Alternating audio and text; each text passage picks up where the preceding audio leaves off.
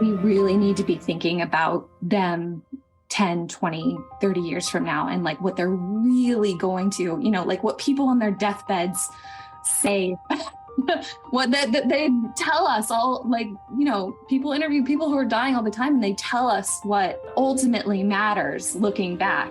And it's not what we're wearing. It's not, where we are. It's just who we are and how we're showing up for the people that we love in our lives. The responsibility of being a photographer is, I think, oftentimes the emphasis is put on like the preparedness and the, I always carry two bodies and I got all these, it's like all the stuff. And it's like, I know how to shoot in any lighting and I can make it work. And that's wonderful. And that's great.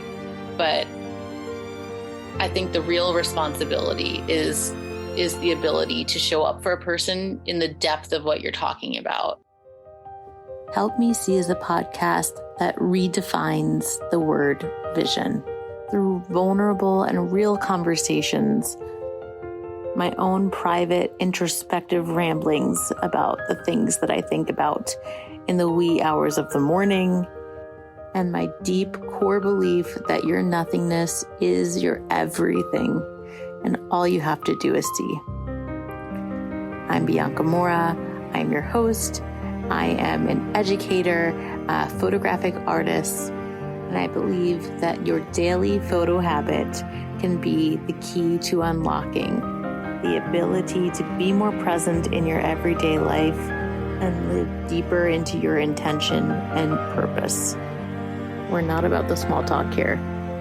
Grab your coffee, get cozy, and let's talk. Hello, and welcome to another episode of Help Me See. Guess what? Today we have a guest on the show. It's not just me. Are you so excited to hear a different voice than my own? I'm excited because today we have Carly Mitchell on the show. She calls herself a childhood photographer. And I don't even remember when or how I came across Carly's work, but I just remember from the second I saw it, it was just oozed a level of sincerity and purity and authenticity that drew me in. She had written a blog post, and it was about why to have family photo sessions in your home versus anywhere else, any like scenic areas, blah, blah, blah. But the way she did it was just so full of love and a deep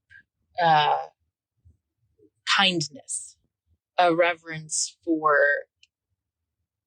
her intention, for what she wanted to create for the person and for what would serve them highest and best for longer in their life, really. And that type of bravery and dedication and intention really gets my blood flowing, really inspires me. And I immediately wrote her a message after I shared her blog post. And I was immediately like, hi, you want to talk about stuff like this? Basically.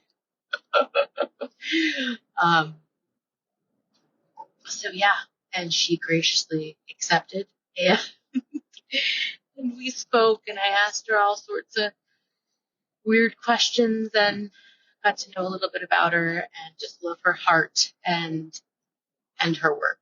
So I hope that this episode gives you a little bit of a behind the scenes into a photographer's heart and mind. And I hope to do more of these because I mentioned it in the podcast, but I really feel like it's so easy to quickly glance over a body of work and decipher if the style is relevant to you or not. And yes, it's important. We want to aesthetically enjoy whoever the style of work of whoever we're welcoming into our homes, or choosing for any sort of photo documentation. But that is really just one aspect of it. Getting to know the heart and the brain of the human being that you're welcoming into your life, trusting to see your family or yourself or whatever it is so tenderly. It's important to understand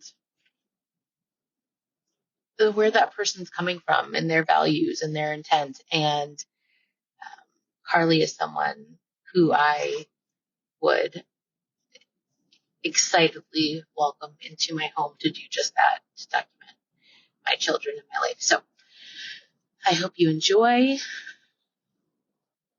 And before I head into the show, I am so bad about my letting everyone know what's going on with my offerings. My friend was like, "Oh, did you share it to Instagram about the workshop I just did?" I was like, "Oh, I think I did once." So anyway, here I am talking about photo yoga. Photo yoga is a new thing I'm doing. It is just launched.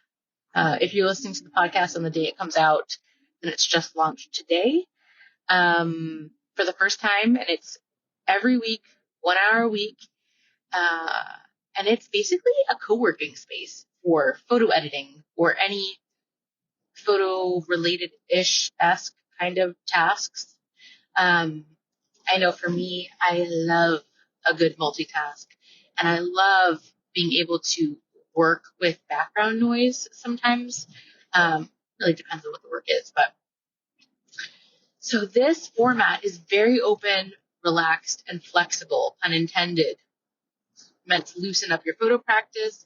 I want to talk about editing tips and tricks, but I also don't want to be beholden to talking about that. If we don't want to talk about that, I want people to feel very comfortable asking questions and sharing things. It really is meant to be an open forum for photo community to just come together.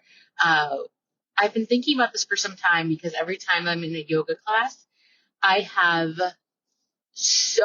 everything the teacher says, I have parallels running in my brain about photo. And I'm like, oh my gosh, there's just so much that I see that is directly related to everything in this.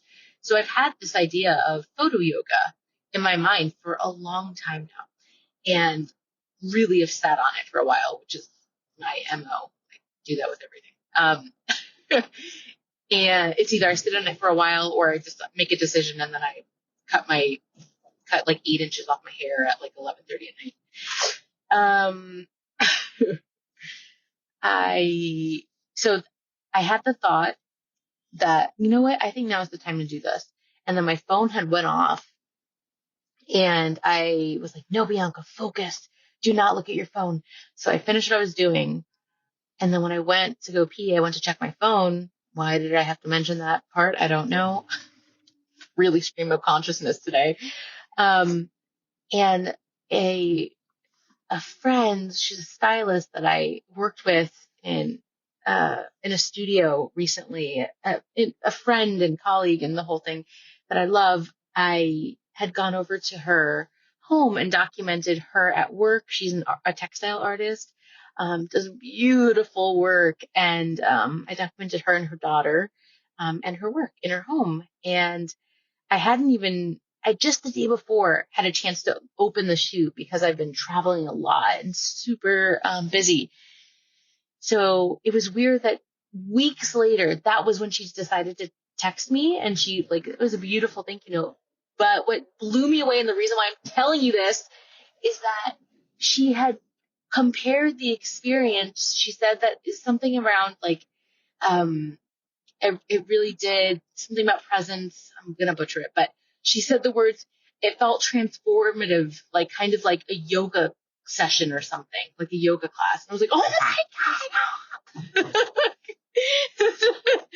This month in my membership, synchronicity is the intention and the theme of the month. And so obviously I was like, oh my God, that's so weird. So anyway, if you are showing up or if you want the link, I'll put it in the show notes and you can join me. And I don't know what I'm going to talk about in the space today. I might just share my screen and edit and talk about my editing philosophy, or if you give a damn about it, or just talk photo theory, who knows. But if you want to hang out in that space, kind of like a cafe where you intermittently ask questions or talk to someone and then ignore and just focus on work, then you might want to check it out. I have just recently started dialing into a writing co-working thing. It happens like every day for an hour, and you dial in, and it's writing, so there's really not multitasking with that. So you dial in, they welcome you, and then within 5 minutes, it's just everyone's silent. And then at the end, you come together and kind of share a little bit if anyone wants to. And I'm really shocked at how I went into that with no expectation and no intention, and I don't even know, like, why am I even here? What am I doing? And valuable stuff started spewing out of me. Like, what is this magic? What is this black magic that's happening just because I'm dialed into a call with like a bunch of strangers? So anyway, wow, that was a really long spiel. Long story, long. And I will now let you hear the words of wisdom from Carly. Hello, and welcome to another episode of Help Me See. Today, I have a very special guest. We have Carly Mitchell on the call today. Carly, how are you? Hi, how are you? Good morning. I'm so happy to have you here. I wanted to talk about your work and your practice, but before I dive in, do you want to share a little bit about you and your spiel? Oh, God, I don't have a spiel. So hi, my name's Carly Mitchell. I am I call myself a childhood photographer. I photograph children and their people, and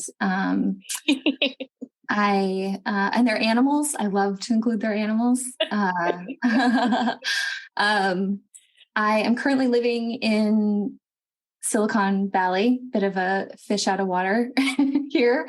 But I, for most of my life and most of my photographic practice has happened in my home state of Colorado. So I've been shooting for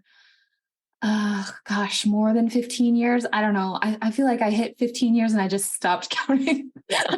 I just kind of say my life. 15-ish years. So like I seem legit, but also not too old. You're like, I'm just going to hang out here in this ambiguous cloud now. Yeah. I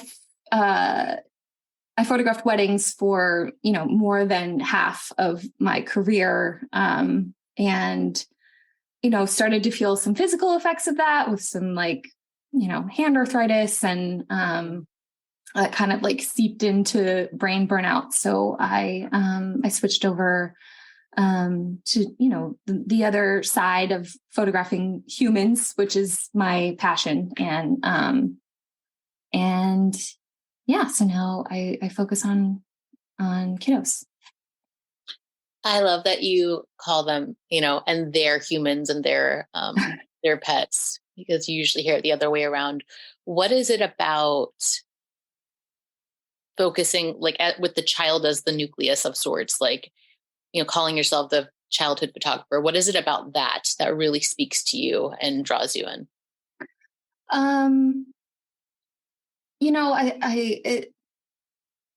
I didn't know for a long time why I was drawn to kids. I just was. But, you know, in over the past, you know, 6-7 years, I've really started to kind of dial into this notion of photographs of our childhood become like windows into our true selves.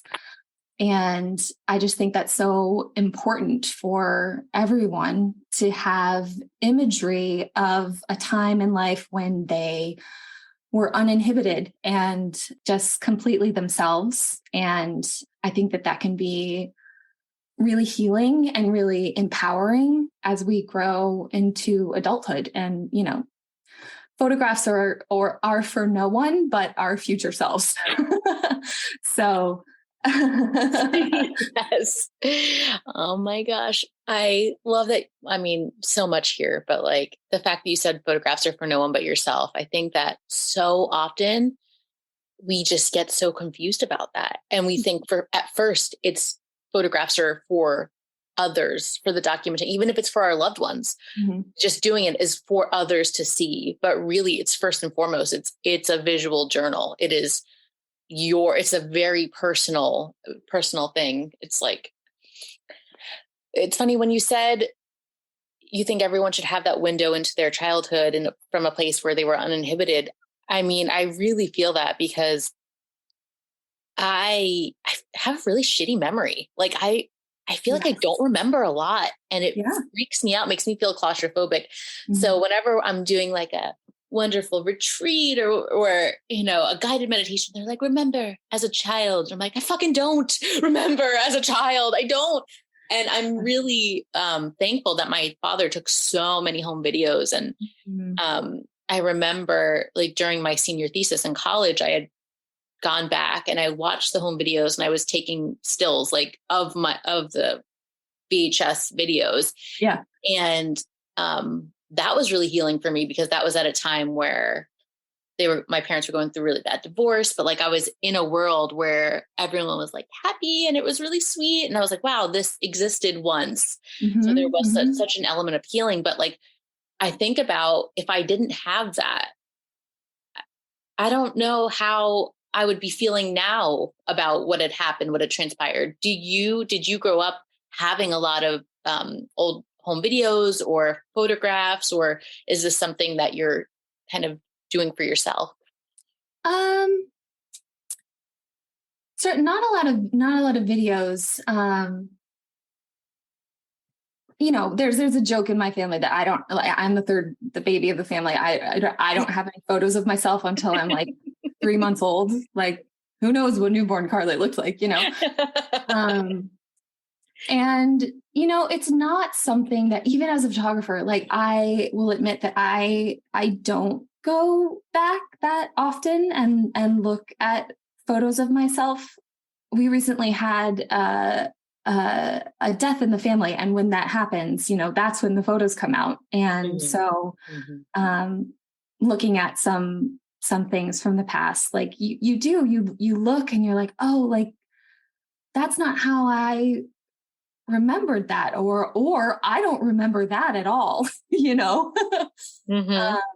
And, you know, it's interesting what you said about having, you know, proof of a joyful existence in spite of life and the hard stuff that seeps in. I read something very recently that talked about memory and how bad stuff sticks to our brains like Velcro, and joy just slips off like Teflon. And so I think that, having photographic proof of the whole scale of our existence, like not just the joy, can help us see like our whole picture of our whole selves. Oh yeah.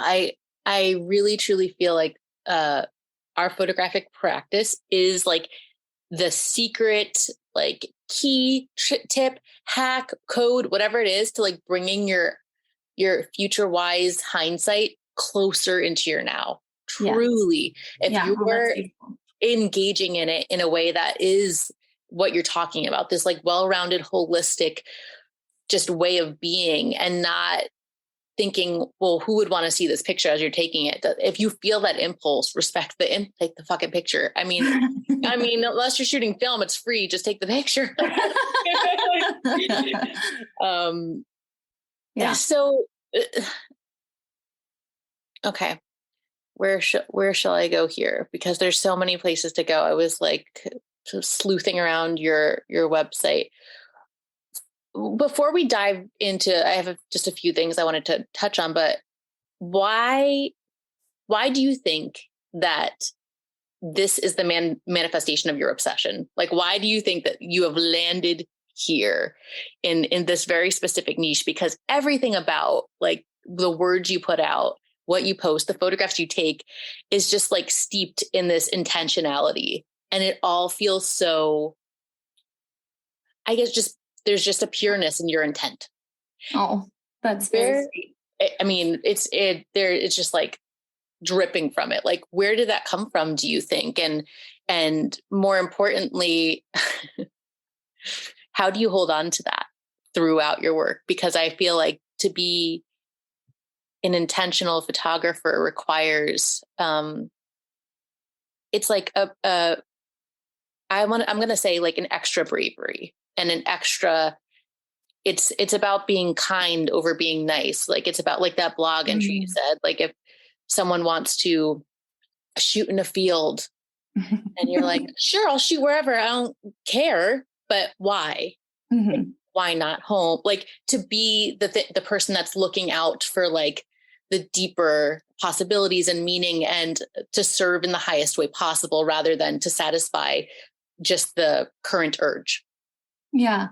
Well, I hope I can answer your question. I don't know if I have the full answer to your question as to why, but a couple things. I mean, I very much view my photographic practice. I think I approach it differently because I'm not a mother, and I don't have this sort of window into family life from that angle that most of my peers do. And so I see a lot of focus on that relationship, on that person, on that relationship. And I kind of, sometimes I'm kind of like, wait, what about the kids? And I think focusing on kids and encouraging them to be their uninhibited selves through my work is very healing to me and my inner child. Like, witnessing others practice that, like regardless of their age, is very inspiring to me. And I think I don't know where it comes from, but I have like a very sensitive bullshit radar. And I just like, I don't like doing things because they're trendy. In fact, I probably like swing the pendulum perhaps too far the other way in like, oh, everybody's doing that, I'm not going to do that. And yeah, I see a lot of overemphasis on the wrong things what my opinion of the wrong things is in family photography. And, like, I think that people spend money on photography. And I think that the goal of photography shouldn't be to make the people, our clients, feel great and fabulous, like in the moment. We really need to be thinking about them 10, 20, 30 years from now, and like what they're really going to, like what people on their deathbeds say, what they tell us all, like, people interview people who are dying all the time, and they tell us what ultimately matters looking back. And it's not what we're wearing. It's not, where we are. It's just like who we are and how we're showing up for the people that we love in our lives. And I think that that is the most worth documentation for the money, because you're spending money on it. The responsibility of being a photographer is, I think, oftentimes the emphasis is put on like the preparedness and the I always carry two bodies and I got all these it's like all the stuff, and it's like I know how to shoot in any lighting and I can make it work, and that's wonderful and that's great. But I think the real responsibility is the ability to show up for a person in the depth of what you're talking about, in a it's a conversation. It's not just, here, I'm going to show you how to pose. And it's like, to me, of course, there's always gray areas, like if I'm in a session and someone wants extra guidance and they're not feeling comfortable, like, depending on who you are, like you can really feel an ebb and flow with the person you're with. But there's something to be said about being a stand, being like an anchor for wanting to make sure this person, whether it's like literally or just subliminally, subconsciously, feels like, no, you are enough. To me, you are enough. You do not need to be, let me show you how this is, because it's really hard to see. Like you can't see the tip of your nose on your face. So, so I think that there's so much power in like being a stand for someone and being brave enough to be like, not a yes person, and just be like, I'm going to push up against like what your initial ask is, because I feel in my gut, like you're coming to me for my artistry. And part of that in my soul is I believe that this would serve you further in the future.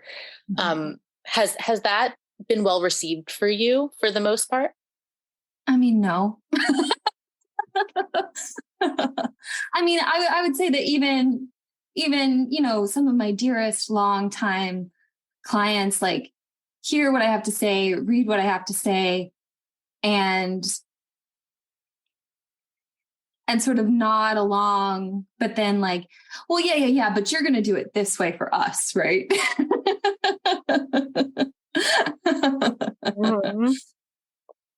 Yeah, I get ghosted a lot. Oh yeah. Oh God. Yeah. No, I mean, it's lonely out here. Yeah. It really is. I mean, when I get the email of like, well, how many poses will we do and how many outfit changes? And I'm like, and I don't like even scoff at it. I'm like, of course, like there's a reason why people have like this expectation. But when I, write back what I write back about what it is I'm here to do, and they're probably like, whoa, never mind. But I mean, really, it's funny because I find that my sessions are usually around 2 hours, and I leave those sessions like, I mean, I'm like, feel like I'm high on something. But if I'm ever, which I mean, never now, but like if I was ever in a situation where it didn't feel like exactly true to me, it could be 30 minutes and I would be like clawing my way. I can't, like it drains in a way that I can't even describe. Yeah. Yeah. I'm almost physically unable to do it. Yeah. I don't have a poker face. Yeah. Yeah. So it's funny because, and I'm going to ask you this question, and hopefully it's not too weird, but this is something like, I will say, the paramount struggle for me in my life. So I'm curious if you relate.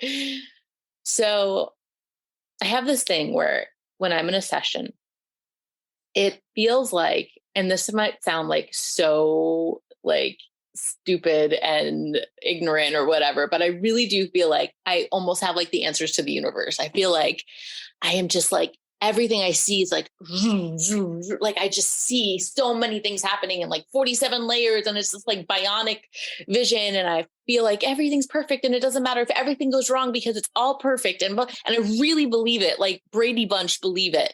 Yeah. And then I put my camera down and I'm in my life, and I'm like, where'd all that go? Where did all that go?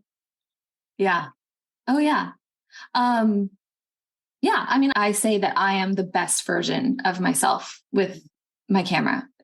in hand. Why is that? I don't know. That's a really good question. I don't know. I definitely, like, I have just so much, just this swell of love and compassion for the people in front of my camera.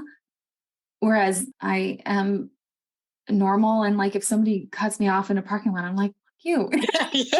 No. But if I was photographing that same person, like, they would be the best person in the world.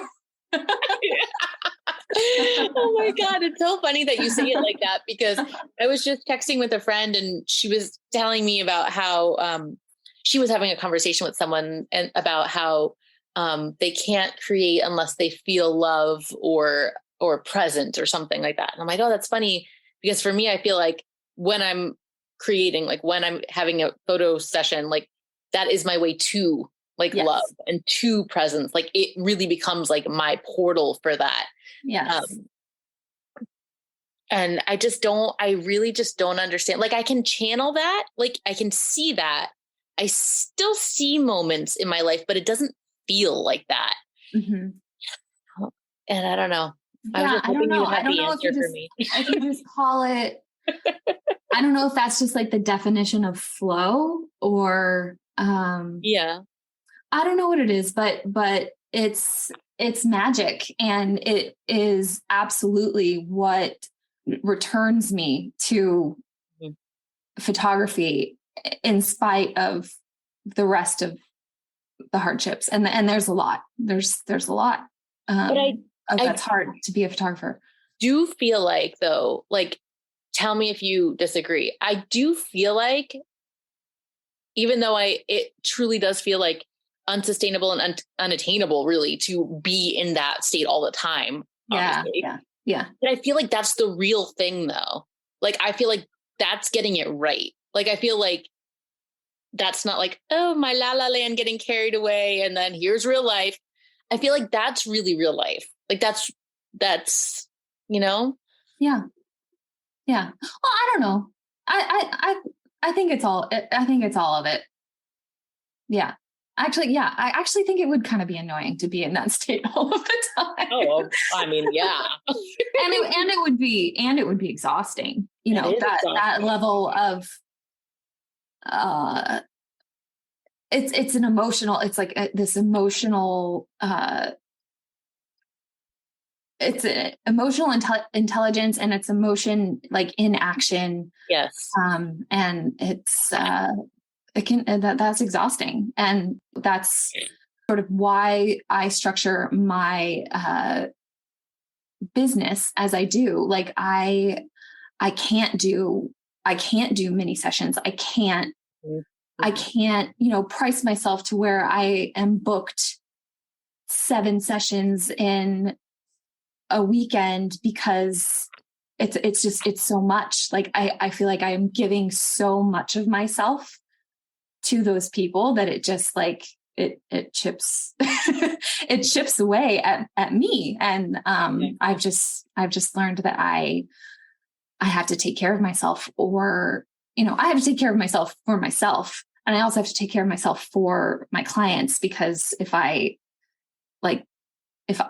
not doing well, like I'm not going to give them what they are expecting of me. So yeah, it's beautiful, because it's like this like full circle thing. It's like very holistic from every vantage point. It's like in my life, like I need to be doing the things to ensure that I can show up fully for you. And when I'm showing up fully for you, I'm really showing up fully from you, like from like questioning like where you want this and like how you want this to be and the whole thing. So it's like very, very aligned.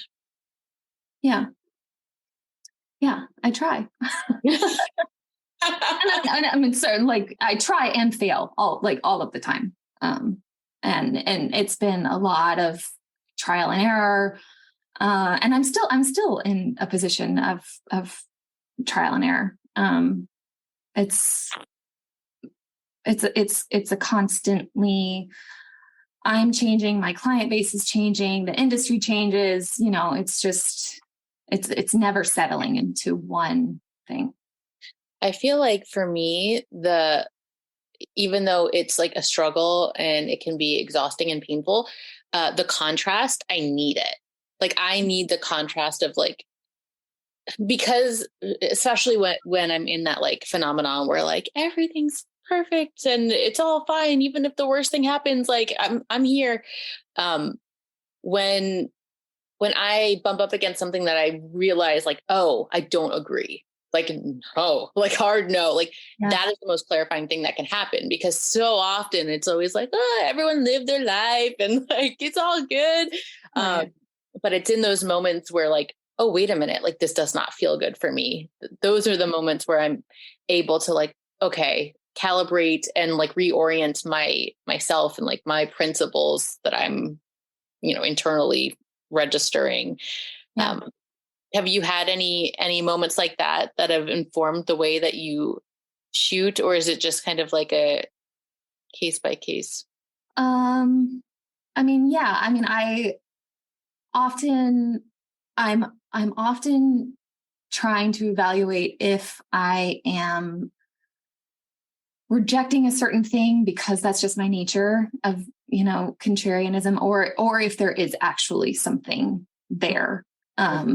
So yeah, I am constantly examining my own opinions and hard lines, and and for so much of my career, like I've done every single thing that I'm sitting here Yeah. talking Yeah. against, Yeah, for sure. and that's just evolution as a human being, as an artist, taking what you've learned and applying it in different ways. It's just growth. Like I'm not sorry for how I've done things in the past. I just am constantly trying to think about how to do it better. Totally. Yeah. I mean, and how would you even be able to formulate an opinion if you hadn't engaged? Yes. Like, yeah. Is it something, it's funny you bring that up, or that you mentioned it in that way, because that's something that I've like in recent years, like, oh my gosh, I just feel like there's so much evolution. And like more recently, I feel like so quickly that it made me hesitate to like, I don't even know if I want to say anything, because I'm like, I'm changing so quickly right now. Like, I don't outdate myself tomorrow. Yeah. I know. And the Bianca and Carly 5 years from now might look back on this conversation and be like, oh my God. Like, oh, they thought they knew so much. You foolish fools. I think that's even more powerful. Like, talk about like bravery and intent. Like, it's like, right now, this is my truth and this is what I'm here. And I'm willing to like talk about it. And then like, if I change my mind, I fucking change my mind. Like, and you'll have a reference point. Yeah. Oh my gosh. Yeah.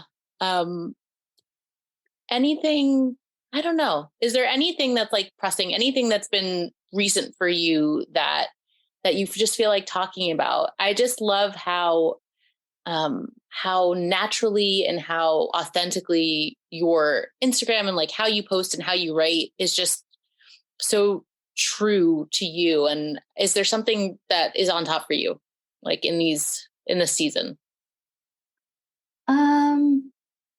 Gosh, I don't know. I think I really am very dialed into this notion of authenticity and really like clearly defining what different genres and types of photography are. I feel like so long now, and I think as long as I've been doing this, there has been this very fuzzy line between like what is portraiture, which I sort of define as like presentation, and like what is memory, like what are actual memories versus to like what we're like putting out into the world as to our best foot forward type of things. And there's just been a lot of blurring of those lines, and I think that blur sort of kind of falls into the realm of, like lifestyle photography. And I think that has been largely okay for now. I don't know, but in recent years, with like this acceleration of technologies that blur the line between what's real and what's fake, and just generally as a human being, it's very hard to know what is true and what is not true. Yeah.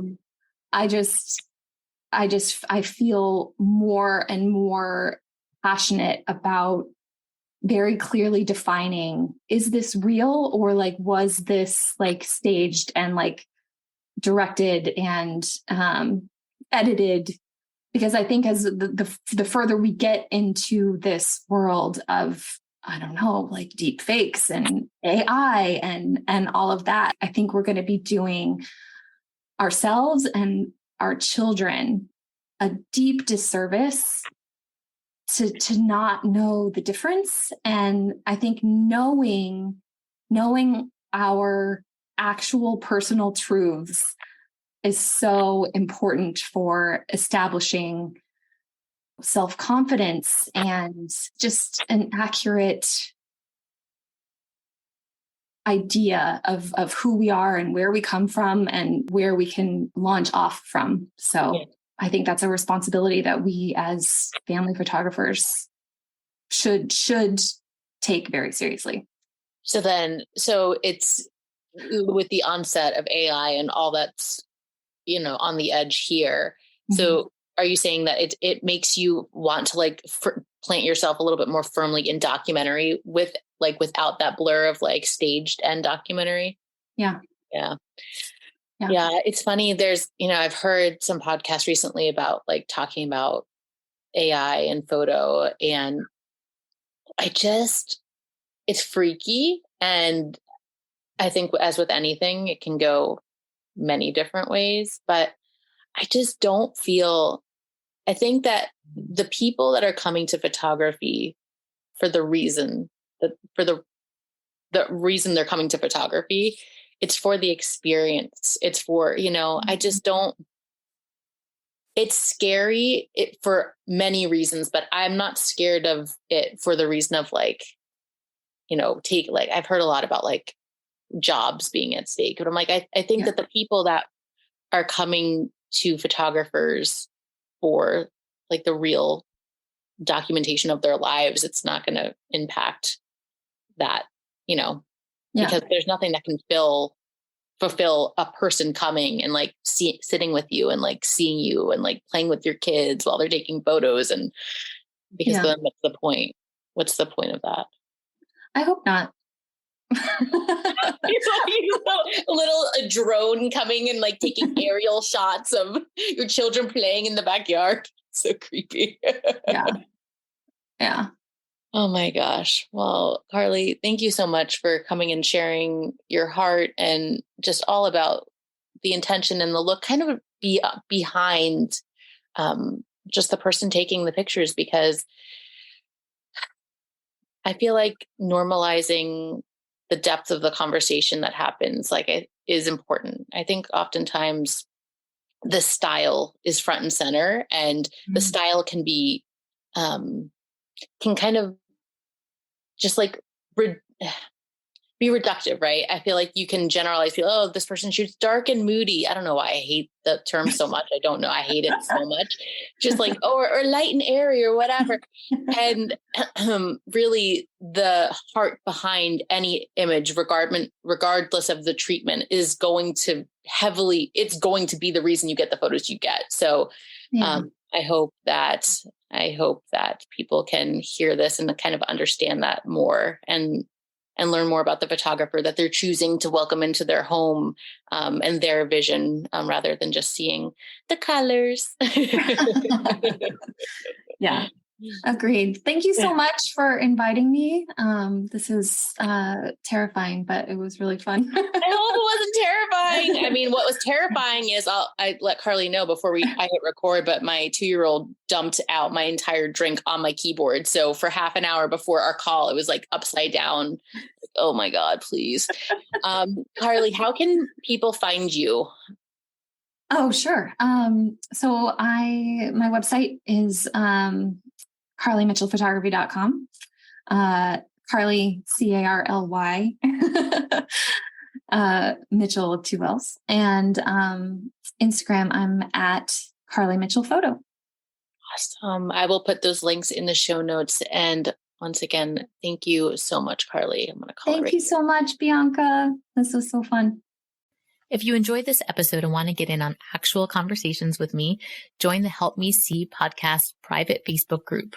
Every Friday at 12 p.m. Eastern Time, I'll be hopping on live for Q&A on the latest episode and for free consulting if you need a bit of help thinking about ways to save your memories. Did you get something out of this episode? I really, really, really hope you did, and I would love to hear from you. I'm on a mission to empower you to feel peace in knowing that you are not missing your life. One of the best ways that you can support me is leaving a review. And honestly, I'd rather hear about the memory you saved because of this podcast rather than any kind of accolade. Tell me how this podcast has impacted you. And 1, I'll probably cry. And 2, I'd love to give you a shout out on the show. Take a minute and head out to the link in the bio to write a review now on the podcast.